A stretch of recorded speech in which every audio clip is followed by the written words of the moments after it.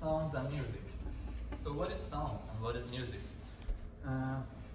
Even though there are really primitive definitions about what is sound and what is music, and there are physics and music books, so we can say sound is a vibration of air caused by an object, and for example music is these sounds that they are organized in time. But in an artistic point of view, the definition between sounds and music are not that simple. And for going through this, I would like to play a video, which is an interview by John Cage, who is one of the most influential composers of 20th century. And he had great ideas about what is sound and what is music. So let's do this video together.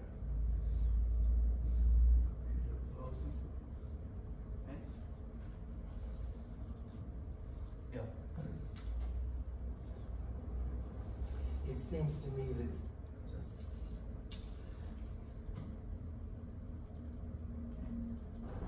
and talking about his feelings or about his ideas of relationships.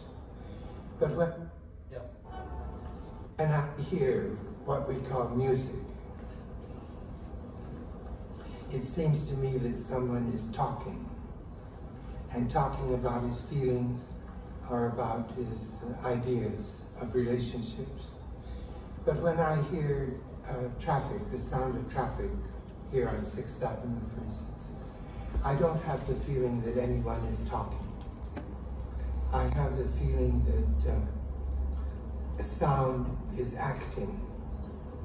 And I love the activity of sound. What it does is it gets louder and quieter, and it gets higher and lower, and it gets longer and shorter. It does all those things which I'm completely satisfied with that. I don't need sound to talk to me. We don't see much difference between time and space. We don't know where one begins and the other stops. So, as John Cage said, the borders between what is sound and what is music is quite invisible, and it's not that easy to make a border between what is sound and what is music. And for instance, if I want to make an example, for example, the way I'm talking right now, you are really paying attention to the words I'm saying, not to the sounds I'm creating with my voice cords. But if I just talk like this right now, so right now you are not really paying attention to the exact text, but you are paying attention to my sound itself. And it's another example made by Hoffmann, another German composer, who makes this division between, also not making, but clears this division between what is sound and what is music. So the last step before I go to my own compositions, which is the main part of this artistic research, is a brief history. And I'm going to talk about the composers who talked about environmental and instrumental sounds in an electroacoustic setting for the first time. So, the first composer I would like to emphasize is Pierre Schaeffer, who is a French composer with his terminology called musique concrète, which is a genre of electroacoustic music. And Pierre Schaeffer, before he became a composer, he was an engineer working in RTF, which is a radio television of France. And in that place they had really great facilities to make experiments with sounds. And what Pierre Schaeffer did, he was experimenting with sounds and doing some processes, like for example playing the sound backwards, or like playing slower than what it is, or faster than what it is, which is quite an easy thing right now to do. Like you can have an iPhone application, you can just do it within a few seconds. But in that period of time, these experiments were quite revolutionary in terms of dealing with new sounds, and Pierre Schaeffer is quite important for his experiments. The next topic I would like to talk about is called field recordings. So as you can see in the picture, there is this guy having a device on his hand called handy recorder. And what handy recorder does is that, as you can see, he's putting himself in the nature, like forest in this case, and he's recording the sounds of forest. And the invention of handy recorders was quite a revolutionary thing, because it helped composers and artists to just go everywhere and just record any kind of sounds, and using them as an art material or any kind of setting that they are interested in. And the composers who had great experiments with field recordings, I have two examples. First one is Dennis Smalley, who has great experiments with field recording material, and also he has great ideas of how to make this experiment put in space, which with the terminology called spatial music that is put and distributed in a bigger space, in a more dimensional space. And the other composer is called Luc Ferry. He's a French composer, and he had experiments with the landscape and field recording material. And Luc Ferry, like John Cage, he was more interested to the recording material without much processes and much changing. So the way he was approaching to the field recording materials wasn't as processed as Dennis Smalley or Pierre Schaeffer. So now I would like to play an excerpt of my own composition, which is also within the same topic. It's for environmental and instrumental sounds. So in this case I have glass as environmental sound and clarinet as instrumental timbre. And I choose this setup because of glass has a great potential to work with, which I will explain where my interests are and why did I choose glass. And also clarinet, which has a great timbral range and great potential to work in an electroacoustic setting and also in coordination with glass. So I would like to play my composition and then I go through my compositional process.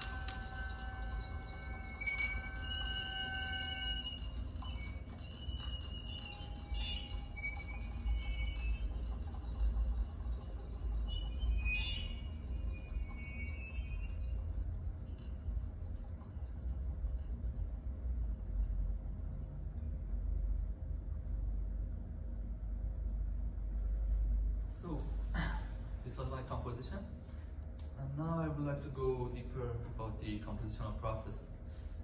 And first, I have to say that my compositional process, the processes, are not only limited to this exact piece, because I'm developing my artistic research, and some of the processes that I might emphasize might not be exactly put in this practice, because it's just a practice and it's not a full composition. And yet I would like to talk about the methodology I'm trying to develop under my artistic research. So these are the steps of my compositional process. So source, which is the source material, the place that I go through and choose my sounds, environmental and instrumental sounds. And source is the place that I'm making most of my artistic choices, because there's a limitless amount of sources and I have to limit myself to a certain amount. So here I have to make artistic choices that which source are the ones I want to experiment and practice. And there is process, the compositional process that happened during the composition, and also result, the outcome that eventually will happen, and the outcome that I eventually expect at least to happen, or it will happen. So as you can see, there is two-sided arrows. They mean that actually there is no starting point. I mean, there is a starting point. There is no indicated starting point, and the process, I mean, the compositional process can start with with each of these steps. So, for example, I can start with source. I have some sources in mind. I go and record them, and then based on those sources, I do some compositional processes on those sources, and then I get a result.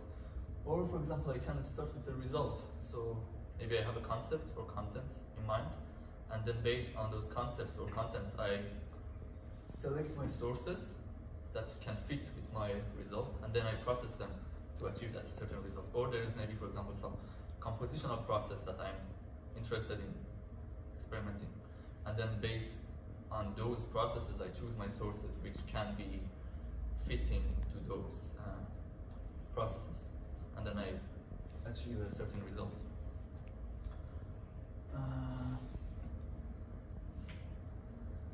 So the first step I would like to talk about is sources and expression.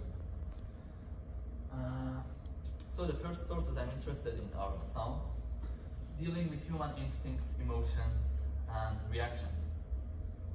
For example, I have another piece called Breathe, which is dealing with breathing, and breathing sound is completely an instinctive sound, because it means when you are not breathing, you're just not alive, and breathing is an instinctive part of human body.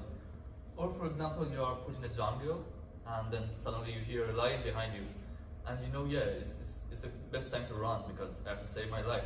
So this lion voice is not really a certain sound, but it just triggers your instincts to save your life. And the next ones are absolutely meaningless or meaningful sounds. So here there are two types of sounds. The approach of John Cage, which I showed the video, was he's happy with the way the music and the sound is. So he doesn't need the sound to be changed, and he doesn't need the sound to talk to him. And from the other hand, Pierre Schaeffer says to making the unique art, he is more interested to process sound as much as you can't really trace the source itself. So he's interested in processing sound as much that the source will be unknown when you are listening to those sounds.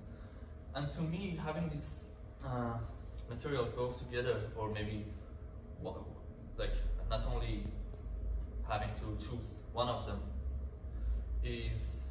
both of them are quite valuable for me. And I'm not completely against or agree with all of them, because as a composer I'm a composer, I want to experiment with both. But I also am interested to putting these non-changing and then super processed sounds together in the way that they make a unique texture. This third one is nostalgia or pleasing sounds. So Nostalgia, it means the sounds that all of us, or most of us, we like.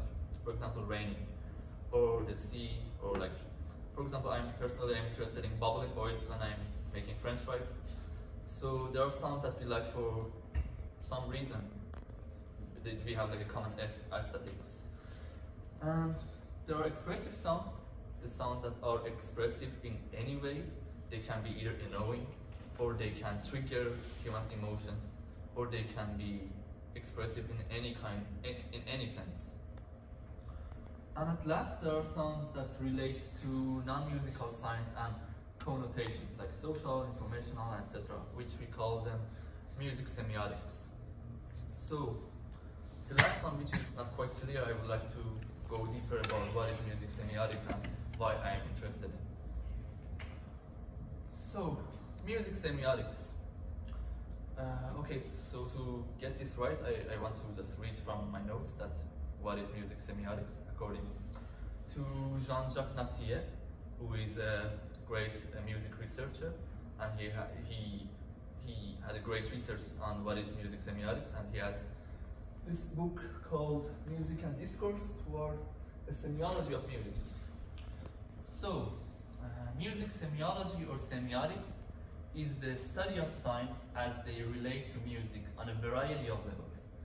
Adopts the idea of musical semiosis being introversive or extroversive.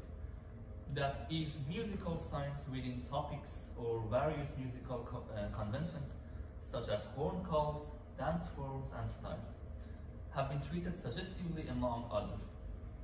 The notion of gesture is beginning to play a large role in music semiotics.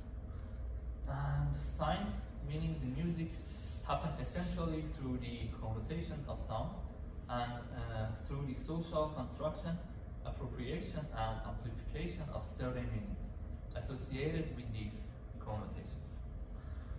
So, for instance, Nattier says that there are some pianists that when they are playing some chords, they feel that for releasing their hands on the chords, if they just swipe slightly their hands on the keyboard, it gets more depth to their intonation and to their sounds. But in fact, it's just an acoustic behavior because it's just adding a slight noise to the tone produced by piano, and it's not really a musical parameter, or it's a musical parameter, but it has other associations rather than musical itself. And for example, in Franz Liszt's B minor sonata for piano, there is a crescendo for one chord. There's a sustained chord, and he wrote a crescendo, which all we know that it's not possible to do it on the piano. But here, it means the body gesture rather than a musical action. And also at last, he also emphasized about some conductors that with their body gesture, they also talk to the not only performers but also audience, and the conductor also show the musical form to the audience. And when we are dealing with electroacoustic setup, it's a bit different because Nattier says when we have a dark environment and there are only loudspeakers, he says that we are longing of visuals, which is maybe the body gesture or maybe the performance gestures. So what happens in what happens with this setting is we have a single dimension as a gestural dimensions, and we have, as he says, sheer sound or pure sound. So the focus is mostly on sound and not on actions. But there are other ways to add these gestures, which I will explain after I'm talking about my compositional process. And also to conclude this music semiology, I would like to quote him. He says the border between music and noise is always culturally defined, which implies that even within a single society, this border does not always pass through the same place. In short, there is a rarely consonance by all accounts. There is no single and intercultural universal concept defining what music might be, which also give us the John Cage association of what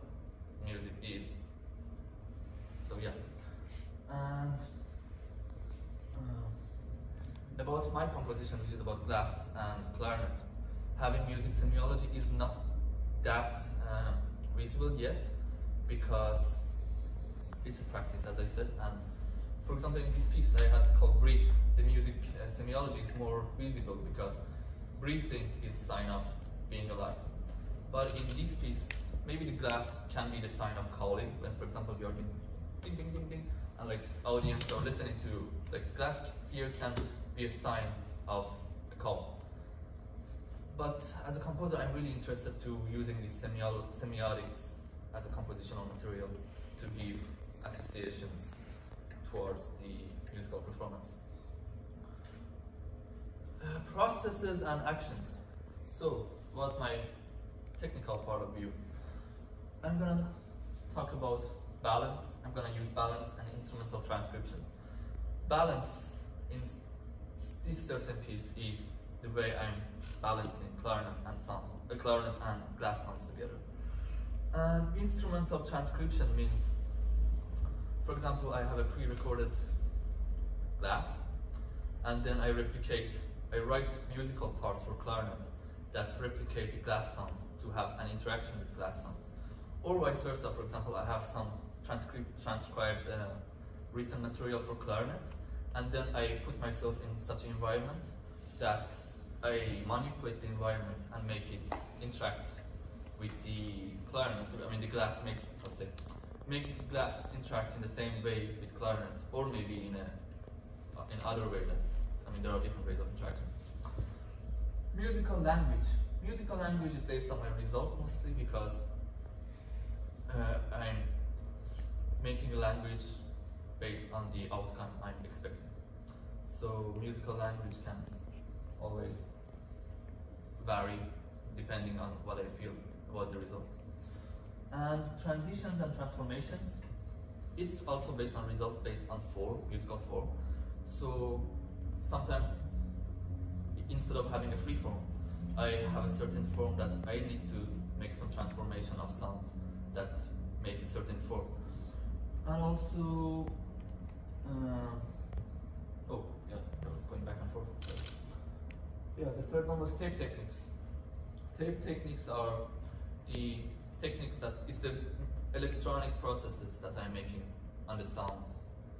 It can be on the instrumental sounds, or it can be on the environmental sound. It's called tape techniques because of Parsa, who was doing these experiments with sounds, and also now we have external processing, which are more advanced level of processing sounds. There is macro sounds and stacks of sounds. So macro sounds are sounds that they're too short, and this is the most primitive way of explaining them, or they are too quiet. And stacks of sounds, it means like putting some sounds together to make a texture. So when I was talking about meaningless or meaningful sounds, I like to use these techniques to have a certain texture that can either having a semiotic meaning or having a completely meaningless meaning, or just put them together as a textural environment. And what the transition and transformation I explained, adding non-sonic dimensions, which it can be different dimensions, like shock effects, for example, which more is like a cinematic effect rather than a musical effect, and spatiality and acousmatic effects, which I'm going deeper on the next slide. So, as I was talking about music semiology and Natia, which she was saying, longing of visuals for electronic setup when there is a lacking of gesture. That's why spatiality in such setup matters.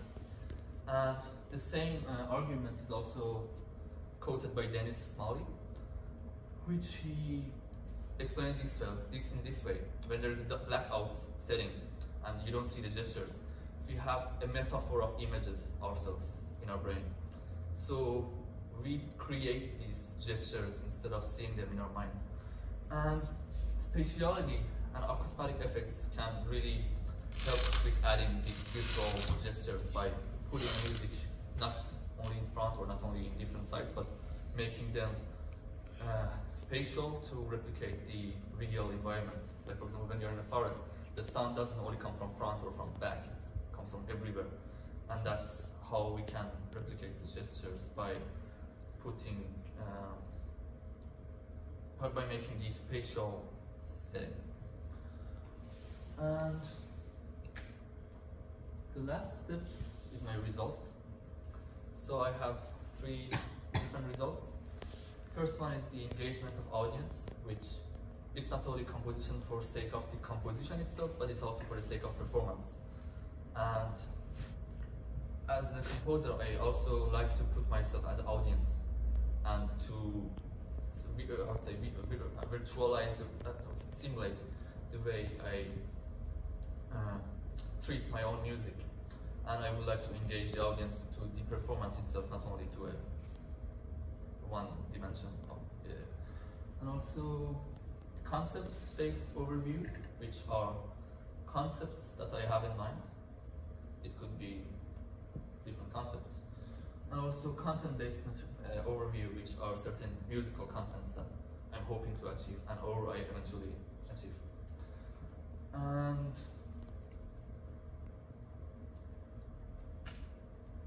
tusen tack for your attention. This was my presentation.